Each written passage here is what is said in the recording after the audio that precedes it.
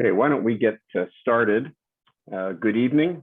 I'm Jeremy Freedman, a director of Friends of Simon Wiesenthal Center for Holocaust Studies, and it's my distinct pleasure to welcome you all to tonight's program and to introduce you to the thinking and remarkable work of fellowships at Auschwitz for the study of professional ethics, better known as FASPE. Our mission at Friends of Simon Wiesenthal is to counter anti-Semitism, to educate about the Holocaust, and to promote freedom, democracy, and human rights for all. We want to see humanity at its best and to do all we can to ensure that the behavior that took hold in Nazi Germany beginning in 1933 and culminating in the Holocaust never happens again. Among other initiatives, programs like our Tour for Humanity, our education and diversity workshops, Speakers Idol, State of the Union, Freedom Day, Compassion to Action, and many, many more all seek to understand and teach the lessons of the Holocaust. Recently, I had the pleasure of meeting David Goldman, a former New York corporate attorney and the founder and chair of FASPE, and I was fascinated by his perspective and what he and his colleagues have built in a short 13 years.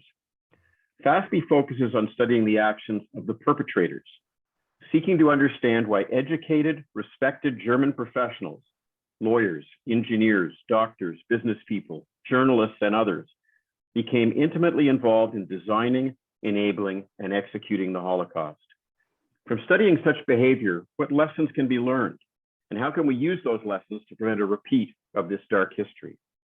Among other things, FASPE offers fellowships to students pursuing professional degrees in business, journalism, law, medicine, the seminary, and design and technology, as well as to early career professionals in these fields.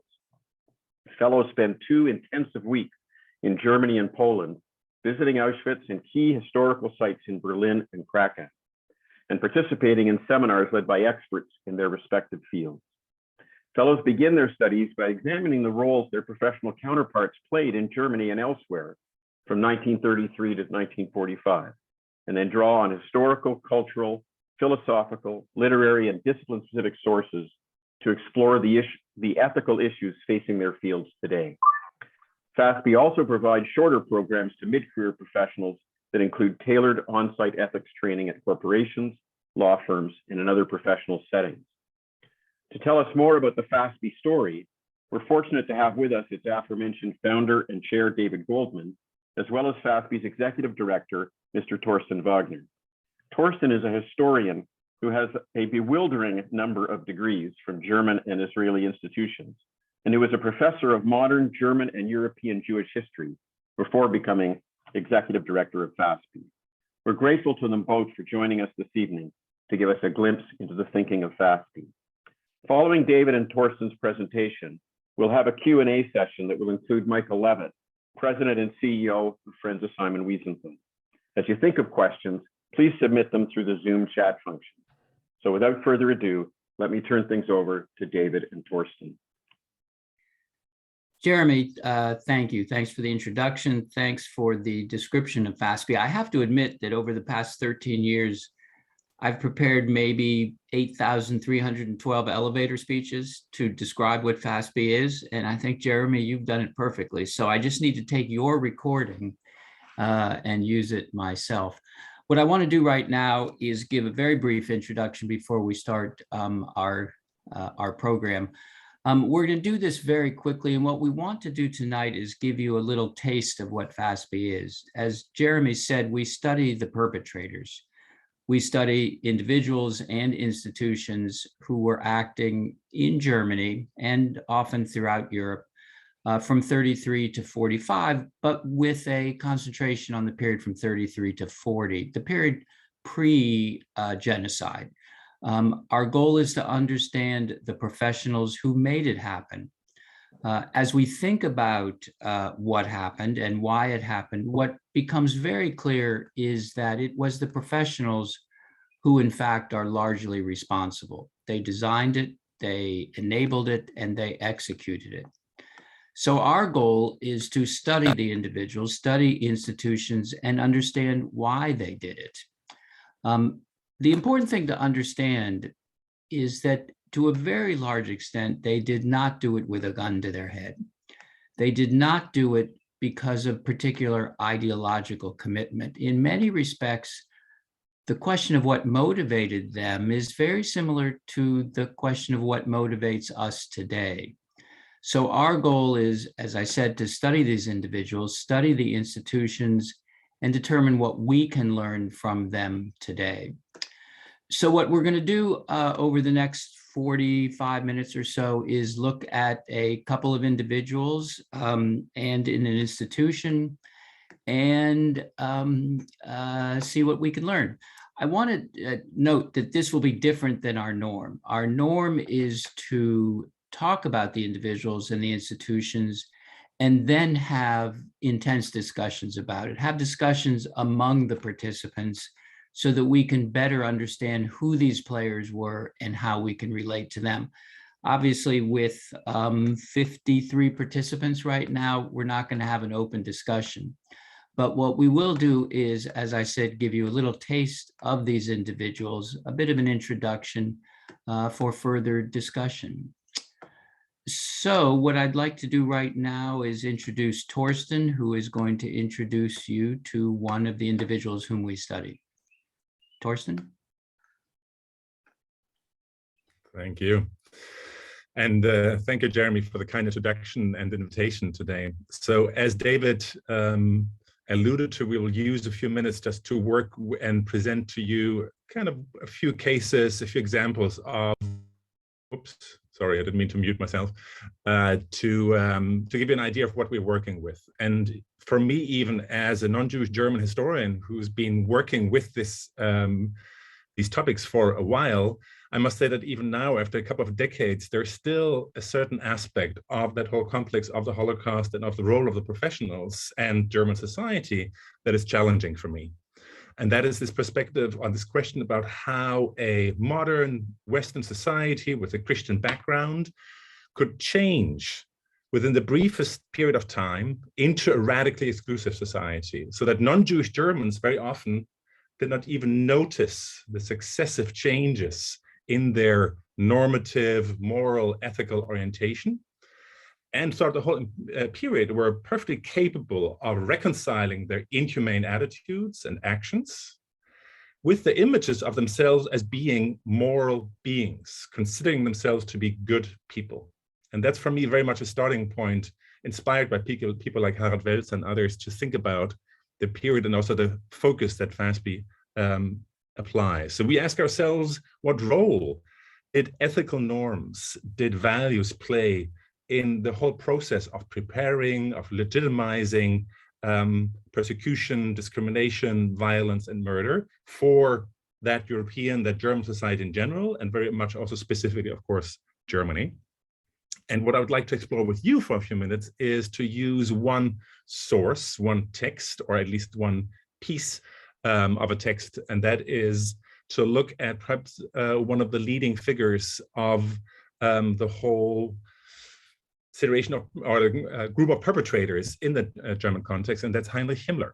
Heinrich Himmler, as I assume that most of you are familiar with, was the head of the whole police and SS apparatus, and in that position, of course, coordinated large parts of the Holocaust and other mass crimes. And he was very fond of himself, so he had most of his speeches recorded in one way or the other. We even have a couple of audio recordings of his speeches. And I'd like to share a few minutes of one speech with you that he gave early October 1943. So that's a moment, of course, where already the balance of the war has changed. Things are going down the drain for the Germans, and he is giving a speech in a city that we now know as Poznan, historically was Posen. And just imagine that he gives this speech to almost 100 top-ranking, high-ranking SS officers. And what I'd like you just to think about as we listen to it, and afterwards perhaps have a chance to just pick a few aspects out of it and kind of reflect on it for a moment, is where do we see one of the key perpetrators here actually talk about the question of moral orientations here. So I'm going to try to share my screen and then also be able to play that speech for you. 1 second.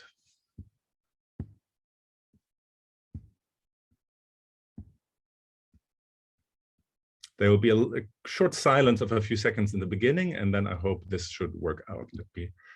And by the way, you will of course then hear the German original and then see the English translation next to it.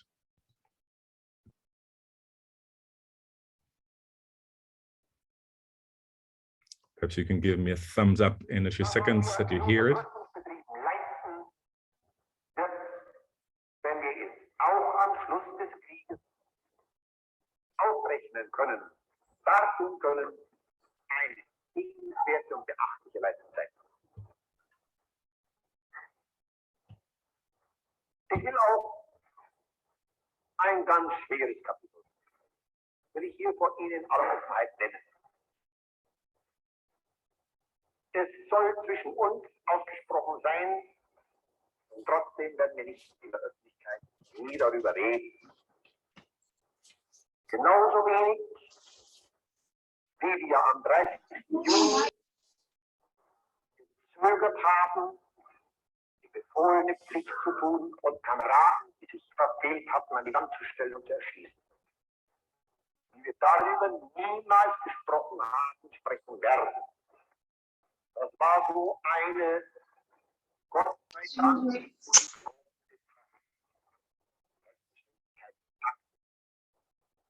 dass wir uns untereinander nie darüber unterhalten haben, nie darüber sprachen. Es hat jeden geschaut, jeder war sich klar, dass es das nächste Mal wieder tun würde, wenn es befohlen wird, wenn es notwendig ist.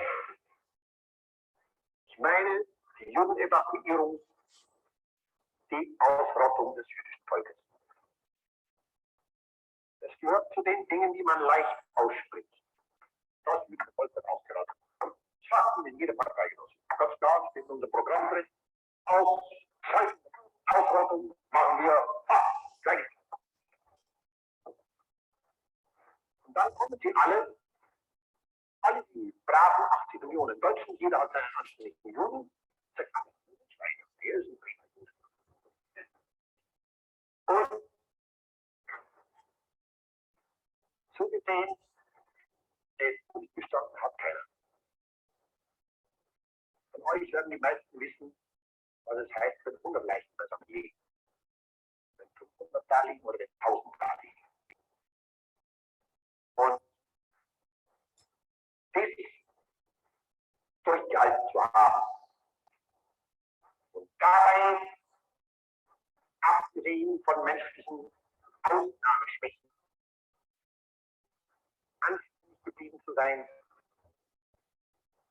hat uns hart gemacht und ist ein niemals genanntes und niemals zu nennendes Ruhmesblatt.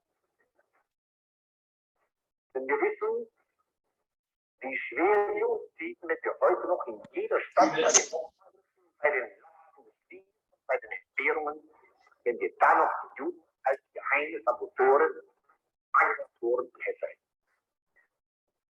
Wahrscheinlich in das Stadium des Jahres 1617 gekommen sein, wenn die Juden noch im deutschen Volkskörper leben.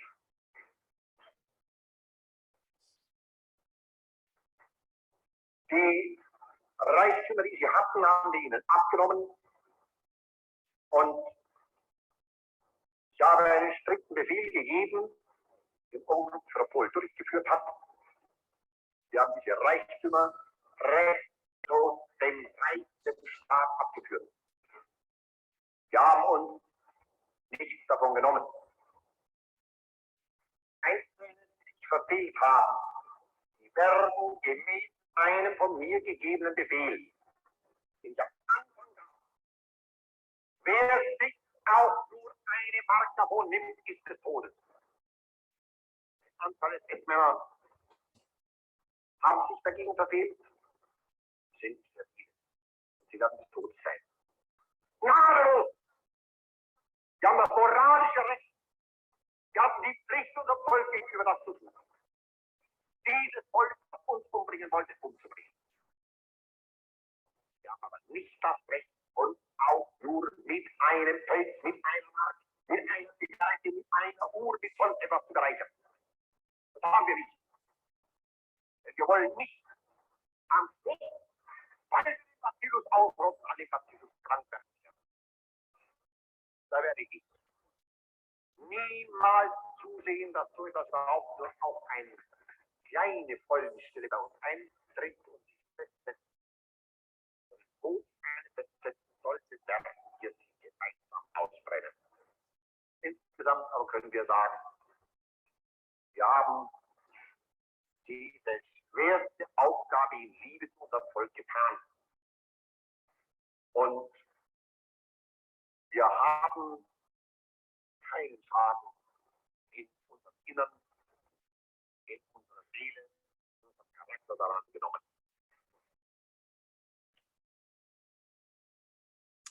So let me just stop here, perhaps.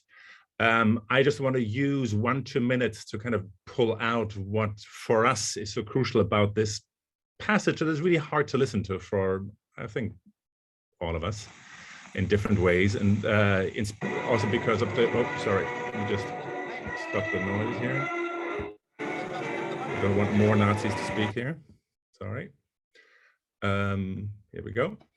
And that's, of course, that Himmler in this passage talks about how these SS officers in front of him, they know what it means to stand and look at all these bodies that they've killed, and to have seen that through and remained decent. You probably noticed that term here is a page of glory that never will be written.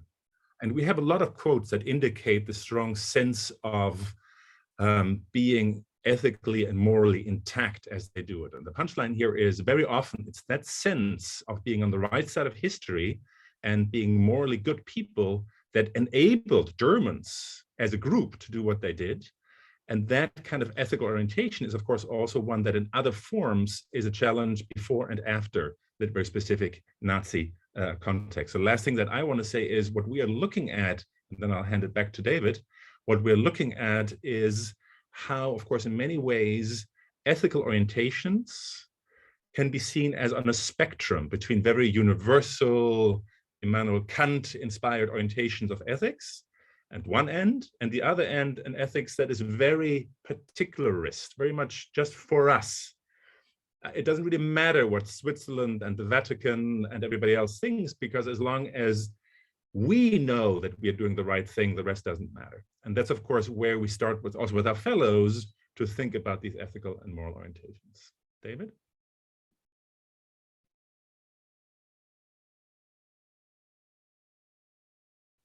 Thanks, Thorsten. I was trying to find the unmute button. Obviously, we understand that we are going through these quickly. Any of the three cases that we're going to describe today, we could spend an hour or 3 on. But as I said at the outset, what we're trying to do is to give a little bit of a taste of FASPE and what we're trying to accomplish. Maybe just one comment before I get to a second case of an interesting, if more mundane individual. We're obviously not here to glorify what the Nazis did, but we're also not here to blame. That's not the purpose 80 years later.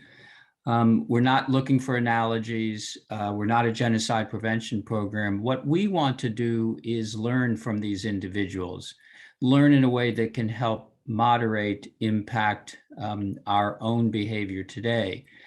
Our basic premise is that the professionals are important, that they have influence. That's what we saw in Nazi Germany.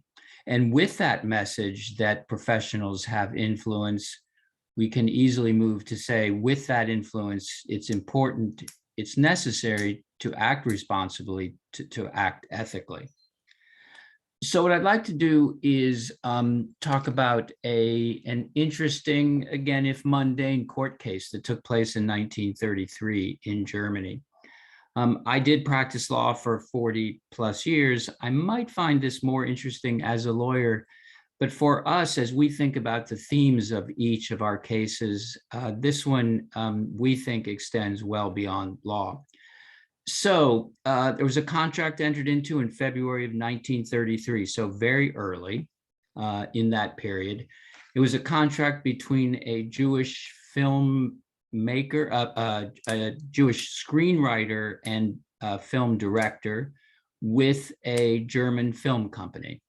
The Jew was to turn over his rights to the play to the film that he had written, and he was to direct the film. They entered into a contract that would look very similar to what we see in contracts today. It described what work was to be done. It described when the work was to be done, how much was to be paid. It called for progress payments. It talked about all the things that you would expect to see in a contract. What happens if there was a default? What happens if the Jewish director died because it was a personal services contract? Went through all the normal contractual provisions. The Jewish screenwriter did in fact turn over the rights to the film, to the screenplay, and he began working, hired some employees and did begin working. The first installment on the contract was paid. Then, still early 1933, the film company decided to end the contract. They completely backed out of the contract, and in fact, they demanded that the Jewish screenwriter / director return the first installment of payment that had been made, even though the screenwriter had performed completely as he was supposed to, as provided in the contract. So the case goes to court. And a judge is asked to rule on two things. One, could the German film company breach the contract? Could they get out of the contract without penalty? And secondly, in fact, would the Jew be obligated to return the first installment? Now, normally when we present this case, we'll talk about two things. What did the judge decide and why? We'll go through a process where we try to get from participants their own views as to what the judge decided and why. I don't think we should do that right now. I think, not a surprise to any of you, the judge ruled against the Jew. Not only did the judge say that the film company could back out of the contract, but in fact, the judge ruled that the Jew had to return the installment that he had been paid, even though he had done all the work he was supposed to do under the terms of the contract. So why did the judge do that? Well, you could imagine that if we were doing this in dialogue, that there are 56 participants, that there might be 53 different answers, many of them revolving around suggestions like the Jew didn't have access to the courts. The Jew wasn't entitled to be in a contract. The Jew had somehow breached the contract. None of those things are true. In fact, this is 1933, even before the Nuremberg laws had been passed, the courts were available to the Jew. The Jew did not breach the contract. Jews were permitted to enter into contracts. So what did the judge hold? How did the judge make the decision? Well, I gave you a little hint a few minutes ago when I was describing the mundane provisions of the contract. I told you that one of the provisions of the contract was that if the Jew died, then the contract would be over. It was a personal services contract. That is, it was being performed by the Jew. If he weren't there, then the contract would end. The judge held that the Jew was dead. The problem with that is that the Jew wasn't dead. So how did the judge get to that ruling? The answer is that he ruled that as a matter of civil law, that is not physical law, but instead the law of the state, the Jew was dead. Some rights of Jews had already been taken away, but this judge took it to a far greater extent and said effectively he was dead. Now, as a lawyer, when I read that, I was I was taken by the judge's creativity. I have to say that. I was taken by the judge's cleverness. That is, this judge wanted to reach a certain ruling, not unusual in our court system, United States, Canada, the English system, where the judges have enormous power. They reach a conclusion that they want, and they find a way to get there within the law. That's often the process. But here, this seems so far out of bounds. How could the judge get to the position of saying the Jew was dead? I want to parenthetically note that the notion of civil death is one that has precedent in American race law.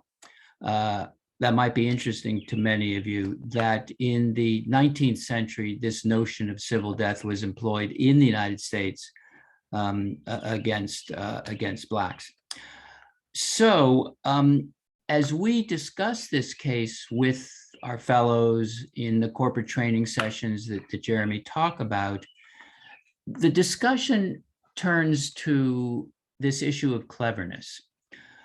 We who go to law school, to business school, to medical school, all of us who practice whatever profession we practice are really urged to be clever. In many respects, the reward is because we are more clever than the next person, that we're more clever than the competition, we're more clever than others. And that we view as being a positive. The question that I ask, and the question that we pose to our fellows and to participants in law firms, in businesses, consulting firms, and elsewhere, is it possible sometimes to be too clever? Do we sometimes put the notion of cleverness ahead of, as being more important than the question of being right, of being fair? Do we put aside those questions, those ethical questions, let's say, of fairness, in the interest of satisfying that urge of cleverness? My suggestion, as I turn this back to Thorsten in this somewhat speed dating process that we're going through, my suggestion and my request for all of you is that you think about that question. Have there been times in your career, in your lives, if you were to look back on your behavior where you might say, you know, I was clever, maybe more clever than the other, but maybe I'm not so proud of what I did. Again, certainly not with the end of creating a genocide, but did it in fact represent your proudest moment of acting fairly and of acting ethically? Thorsten, with that, I'm back to you. Thank you. And I will start sharing again. I hope you can see the slide here. So as David just focused on one particular case, one judge, we often try to use biographies, specific professionals, companies, and the starting point is very often that we are not so interested, which you probably took away from David's presentation, in the monsters. Primo Levi said a famous thing about the monsters not being the problem, but the ordinary people. And in many ways, that implicitly also is an inspiration for us to look at the people who are in many ways, in spite of that moral ethical system that I talked about changing in the 30s, 40s, there were many parallels and similarities to people in other contexts. And I'll give you one example the next few minutes before we wrap up from our side, and then are looking forward to a conversation and a discussion. And that is presenting you a fairly normal business called Topf & Sons. And I'll tell you a little bit more about what kind of company this was. I imagine these furnaces to have been noisy. The rumbling, the smell, the smoke, the heat must have been unbearable. And yet we know that sometime in the early 40s, a small group of civilians stood in this room next to a long row of 15 crematoria ovens staring at their watches. They're checking, they're looking how fast the process of gassing and cremating hundreds of bodies could be done, making sure that their technology worked and it worked smoothly and efficiently.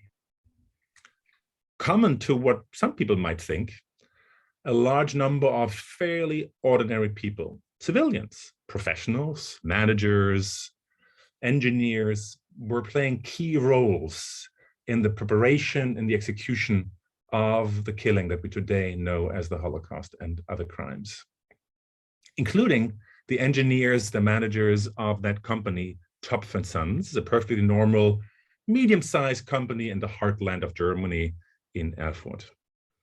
It was Topf that proactively improved the technology of genocide, both speeding up the killing by gas, eventually of more than 900,000 mainly Jewish victims, and of course also improving the efficiency of the disposal of an ever-growing number of corpses. In the end, as you know, 1.1 million people. And we're asking ourselves, and for that matter, the fellows, the question, what kind of people were its leading managers and engineers? What led them to choose working with the SS and provide this kind of know-how and technology? Should they have asked themselves, do we want to build this? Do we want to be part of this? Who was this company? Let me give you a little bit more of a background about them as they installed their crematoria here at the end lines of so many deportations in the center of the murder machinery of Germany, of Nazi Germany. Topf was a company that had made its success in the first few decades with building mainly brewery equipment, but then also around World War I started to become market leaders in the area of municipal crematoria. And the third generation of owners that you see here, Ludwig and Ernst Wolfgang Topf, did join the Nazi Party in the course of the 30s. But it seems that they mainly did that out of pragmatism. They had still been socializing with local Jewish business people in Erfurt. We know that in the course of the 30s and even 40s, they would continue to try to protect and also hire people that were defined as half Jewish or that were formerly had been communists. So there's nothing that kind of makes them stand out as particularly cruel or anti-Semitic or Nazi more than anybody else. In many ways, they were not unlike millions of Germans and thousands of other businesses in Germany at the time. Their engineers that you see here, Kurt Prüfer and Fritz Sander, both had been trained as civil engineers in a building trade school. And there is an interesting dynamics of envy between the two of them, because Fritz Sander, the person that you see to the right, was the person who had the oversight, also ended up having the power of attorney. Kurt Prüfer on the left, more was the person who had worked his way up, and it seems very often kind of felt himself not fully acknowledged in his contribution to the company. Be that as it may, but we can see that rivalry as also playing into their way of working in that department that in the end, of course, and this is very important, only at its maximum only meant about 1.5 to 2% of the total turnover of the company. So we're talking about this whole crematoria business as a small part of the business all the way through the Nazi years that Topf contributed here in this context. But the bottom line that I'd like you to take away from this is there is nothing that predisposes Topf for this emerging role of being so central in the whole process of extermination. It all ends up with having contacts to the local SS at some concentration camps like Dachau and Buchenwald, that mainly Kurt Prüfer has. That means that it will be Topf & Sons that will provide, in the beginning, some mobile, smaller crematoria and eventually bigger and bigger crematoria.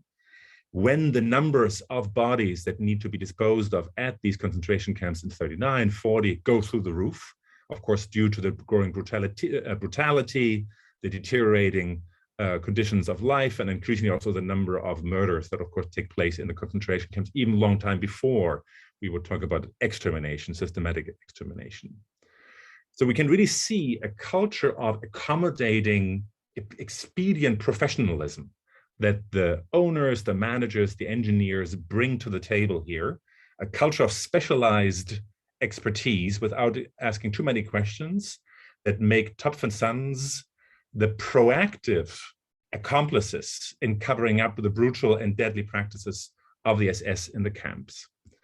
And this all really kind of comes to a peak, to a climax, then of course, when the SS starts to experiment with turning Auschwitz into what we think of with Auschwitz, and that's of course the center of the murder machinery of Nazi Germany. When the SS starts to experiment and eventually settles for murder by Cyclone B, it's very much Topf that steps up to the plate here and comes with innovative solutions, how to speed up the process, how to cover up the evidence of maltreatment and murder, and also how to dispose of the exponentially growing number of bodies, of corpses, in an energy and cost-efficient manner.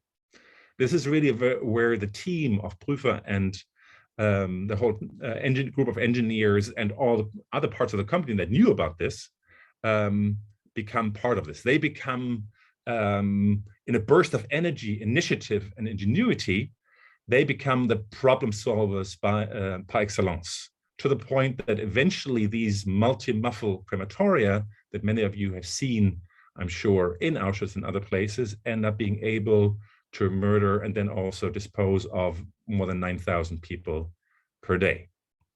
It's something about the exhaust systems, it's about the elevators that are built into the buildings. I'm sparing you the details for now in this process.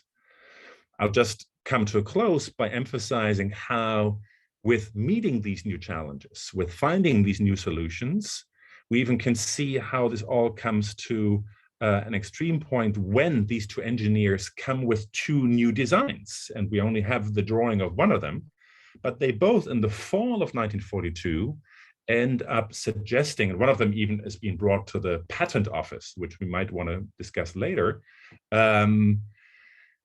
is ways of even make this more systematic. So Kurt Prüfer has this idea of a circular system, almost like brick production, and I'm sorry about these cruel and crude references, while Zander designs this top-down conveyor belt system of cremating the bodies that you see the drawing of here. I will wrap up and hand it over to the moderators in a moment. I just want to finish with the question that, of course, this leaves us, if these guys are not becoming complicit because somebody holds a gun to their heads, if they're not complicit because they are Nazis to a degree and anti-Semitic to a degree that kind of is putting them ahead of all the other Germans, we're left with this very uncomfortable question. What were their motivations and why do they think that this was the right thing to do? And we can, of course, then at least start a discussion. What is it that we're left with as explaining factors? What role did questions of status and prestige did? What role did the role of ambition, professional ambition, competitiveness within the company, between other companies and Topf play a role? Was there a certain degree of fascination with technology, a zeal to solve technical problems in the way that they could be proud of doing a good job? Obviously, all factors that next to the more ideological factors here mean some very unpleasant questions about whether we can recognize some of these factors also far beyond that window of 1939 to 45. Thank you. Thank you very much, Thorsten and David, for whetting our appetite, getting us started within the mindset of looking at the perpetrators and trying to study their mindset and their behavior and how things evolve from there. We want to open it up to questions from our audience. I want to kick one off, but I invite the audience to please use the chat to submit some questions for David and for Thorsten. So what comes to mind for me, if I think about what's going on in the world currently, of course, it's hard not to think of Russia's war of assault on Ukraine. And so how within the FASPE framework, within the way in which FASPE looks at the world, how do you think about what's happening in Ukraine currently? Jeremy, let me give a go with that initially. I think of it in terms of the question of the extent to which we professionals in the West enabled Putin, the extent to which we may play a role, not directly, not intentionally, but are we complicit in any respect by having, after we knew who Putin was, after after 2014 at least, we knew who he was, we knew what his intentions are. Should businesses, should law firms have thought twice about doing business in Russia? And we can parse that a little bit and think about it. A, should they have been doing business in Russia? Or B, should they have been doing business with the Russian oligarchs, those who had been empowered by Putin? I think that's the kind of question that we want to ask. What is the role of business? And again, thinking of it from the perspective of influence, thinking of the role that businesses play in a modern society, the extent to which they played a role, businesses, law firms, as I said, others played a role in empowering Russia. Which leads us to the question, by analogy, that we all think about, and that is, what about doing business in other rogue states? Excuse me, what about doing business in China, in Myanmar, elsewhere? Is there a lesson that we can learn, excuse me, from Russia? Just one comment I also want to make, and that is by analogy. Many of you may know that in 1933, IBM started doing business with the Nazi state and continued to do business from 33 to 45. The question, and we can ask how we feel about that, and certainly it's easy to answer that in terms of their participation in the Nazi machinery in the 40s.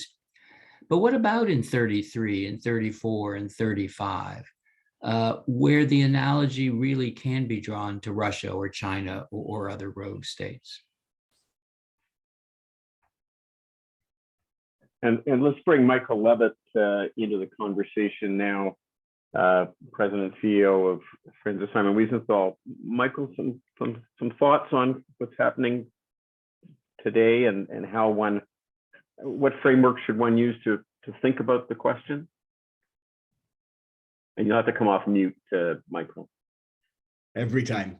I first of all, I want to absolutely agree with David. The knowledge of who and what Vladimir Putin was capable of has something that's been readily apparent. I mean, you can look at what happened in Aleppo. War crimes were committed there. You can look at Crimea. You can look at Georgia, you can look at Chechnya, and on and on and on. The West's failure to hold him accountable time after time after time created the impunity necessary for him to be able to do what he's doing. But I think particularly, and I know I thought this back in March when things were kicking off, and that was surely the sanctions against the oligarchs, taking their yachts, taking their money, making sure their kids can't study comfortably at Cambridge and Oxford and Harvard and wherever else they are, that surely that's going to cause them to revolt. And it has not. And in fact, and I was sitting here trying to Google the name, there's been one oligarch that's publicly spoken out against Vladimir Putin, and he's on the run now. He's, fled because he's now in, he fears for his life. So whatever we thought was going to be the result in terms of these sanctions bringing about a moral awakening, either moral or financial awakening for the oligarchs, has not led to that. And I think It's, what is going on? Also, let's keep in mind that I think the latest figure is about 59. I think early in the war, it was about 65% of the Russian population. Now it's maybe in the high 50s favor the war against Ukraine, because they've got this vision from the Soviet era of, one Russia, that Russia and Ukraine are the same thing. So I think it's a fascinating, example of what's going on and how people are going along for the ride. Michael, if I could, I would, I think it's interesting to look at what the oligarchs have done since the sanctions were put in place. I think the more important question in terms of what we can learn from this is what we could have done. And I'm not speaking about the governments of Canada, the United States, the UK, whatever. What could businesses have done before February of 2022 so as not to enable Russia? And especially in the context of Ukraine, given what happened in Crimea. I mean, that's been active for 5, 6, 7 years. Yeah. And Thorsten, I'd be interested in your take on this. I mean, do we run into an issue and a problem that there's in a sense, a moral scale? If we say we're not going to operate law firms and businesses in Russia because of Putin, as you say, David, we can look around the world. There aren't too many regimes where one would say the ethical standards are perhaps to the standard we would like to apply and hope our own governments live up to. Where and how do we draw a line?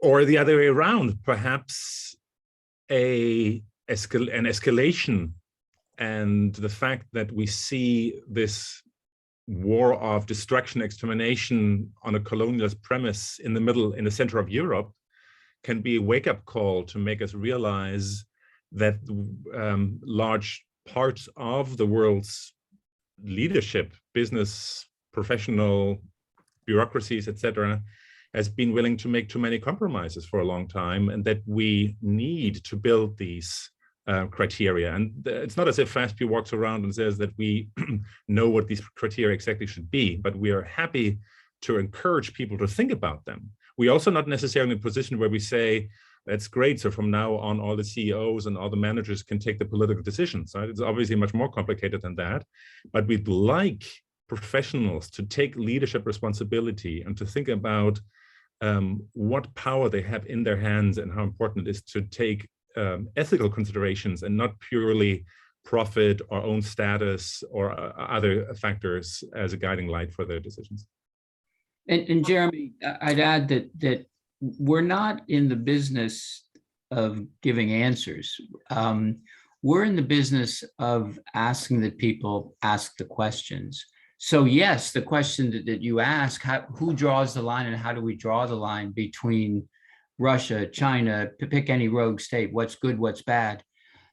Those are tough questions, but at least they should be asked. And that's how we think about it.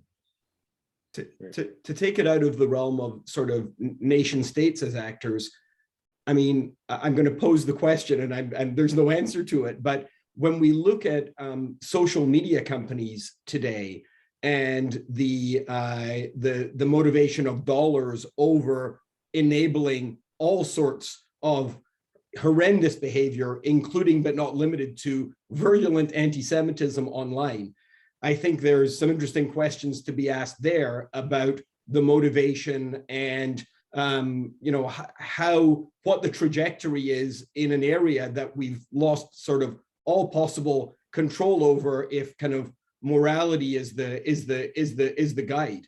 And again, I don't think there's an answer, but any thoughts on that?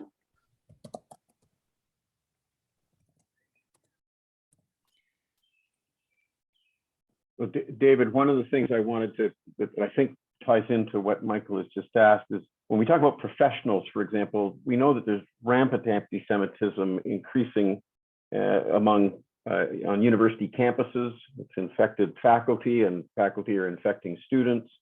When we talk about professionals, do we include teachers in that? And how does how does FASPE try to through its fellowship program and otherwise try to get educators to be asking these questions when it comes to things like anti-Israel, rampant anti-Israel rhetoric, and anti-Zionist positions that make Jewish students on campus extremely unsafe and uncomfortable. Perhaps I can take a first stab at that, Jeremy, and I'm sure David and others might chime in.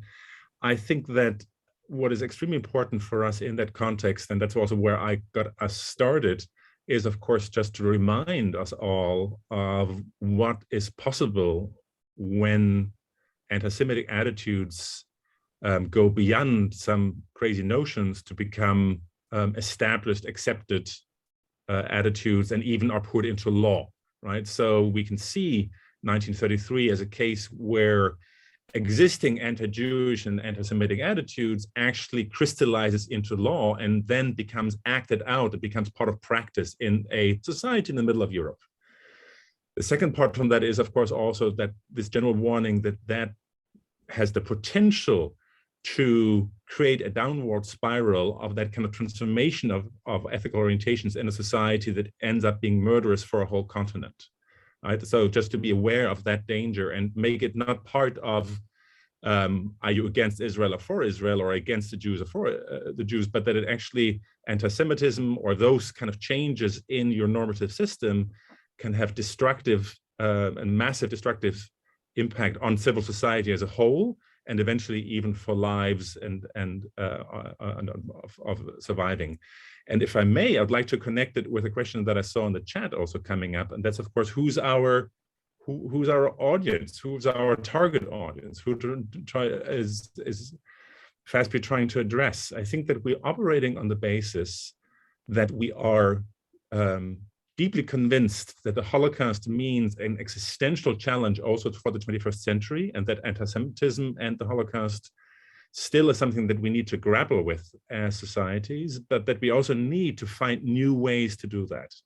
We need to find a younger generation and also people who are neither, as I, influenced by coming out of a culturally German context, nor for that matter, limited to a very specific kind of Jewish perspective. The question is, how can I make the importance of this tangible and clear to people who are non-Jewish and who belong to a new generation? And our decision has been to take the perspective on the professionals, to say, you guys have influence, you have a responsibility, you shape the society of the future.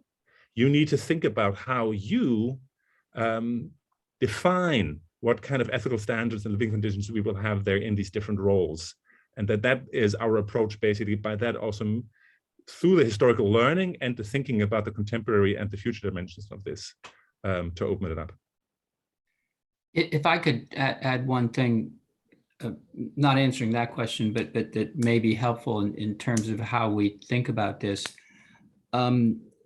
Thinking a little bit about the engineers that Thorsten described at TOP. After the war, Albert Speer, you all may know, many of you may know, was Hitler's architect and much, much more. After the war, he was as self-reflective as any of those who were being interrogated and tried. And his response was essentially, why really are you bothering me? I was an architect. I was a very good architect, but I was an architect. Don't blame me for being a good architect. What that does is raise a question for all professionals, for all of us, and that is there such a thing for those of us who have influence to remain morally neutral? That's Speer's view, and that's essentially the view of the engineers for TOP who built the crematoria. Can they remain morally neutral? Our answer is no. If you have influence, then you have responsibility. You have responsibility to act ethically, which includes the responsibility to look beyond your nose, to look beyond the action that you're taking, the contract that you're drafting, beyond the algorithm that you're preparing. And so when we think about it, I think somebody had asked in the chat room, what comes after? What is the discussion after we present the cases? And one of the real answer to that is to, through different avenues, get our fellows, get our participants, get the people in the law firms, the consulting firms, to take a step back and say, yeah, I do have a responsibility to think beyond the moment and think about the implications and complications of what I'm doing. Terrific. Well, I think we have time for just one or two more questions. So anything there's a number of questions in the chat. So are there any that you want to just briefly deal with that can be dealt with briefly, either David, Thorsten, or Michael? We want to be conscious of closing around the time that we promised people we would have them out. Thorsten, do you see anything you want to? I think the most important thing for me is to create the possibility to see yourself in the people that enable the crimes. That we understand Germans in the 30s became part of a vortex of changing ethical orientations. And that means I am in that situation that I can end up in a society where there is this kind of massive tectonic shift of changing ethical orientations within that. That's nothing that Canada knows about, but living in the US, I'll tell you, we are aware that these changes can happen very fast. And we see it historically as well. But at the same time, also to emphasize that there are so many aspects of what could lead to this horrible outcome of genocide that very often started in all these small decisions of professionals, and to make that relatable. And that's, I think, a very important approach. And I must say, I just come back from having been with 30 alumni who've been with the program for the last 10 years, and to see how they still are driven by that kind of introspection, self-reflection, and wanting to find to continue to think about what kind of professional do I want to be, was very impressive. Well, Thorsten, I think that's a very insightful way in which to bring the discussion to a close for this evening, although I think it's the first step in a much longer conversation that hopefully between Friends of Simon Wiesenthal and FASPE will be having. So let me turn it over to Michael Levitt to wrap up. Let me just give you my personal thanks, David and Thorsten, for sharing your insights and thoughts with us. Michael? Yeah. Thank you, Jeremy. And I should say that Jeremy really was the connector of the dots for this program, because he met David down south, and we started having conversations. And then all the staff at FSWC started having conversations. And we were, you know, it's rare that you come across a group, an individual, an organization that is on such a unique track that you just haven't kind of thought that way before. And every time I and the staff and Jeremy and others speak to Thorsten and David, there's just more kind of lights that go off. And I can't imagine that that's not exactly the dynamic that happened this evening for all of you that joined us, just listening to this perspective. And I think what it's very clear to me is that we want more of this, and I'm sure if we can, you know, have a conversation with David and Thorsten, and arrange for a follow-up session, you know, and maybe kind of go like a step further into the analysis, because I can, you know, I can just feel the intensity on the Zoom here, that people are really fascinated, as we all were. So I just really want to thank you, and Jeremy's right that this is something, you know, FASPE, FSWC, we're going to continue having these discussions as organizations to see how we can bring this in, you know, this incredible perspective that is more critical now than ever. I mean, I think, again, you've turned the light on for so many of us, and it's something that we're going to want to kind of keep engaging on and learning about. So I just want to thank Thorsten, David. Thank you for being here tonight, for representing FASPE, and for turning the lights on for so many of us. Jeremy Freedman, board member extraordinaire, and such a great supporter of FSWC. Thank you for making the shidduch, for bringing us together, and for being the the kind of force behind making this session happen tonight. I want to thank Lior and all the staff at FSWC who have been working on coordinating this Zoom this evening. And just to all of you that tuned in, that took an hour and 5 minutes out of your evening. I hope you were as engaged by this as we certainly all have been. And I hope if we do another session that you'll come back again. So thank you so much for joining us tonight. And on behalf of FSWC, wishing you all a good evening. Thank you. Michael, could Thanks, I just everybody. have one last word? I want to Sure. just say from our perspective, we're proud to be partnering with you guys. And we do thank you for allowing us to enter your room tonight. So thank you very much. Thanks, David.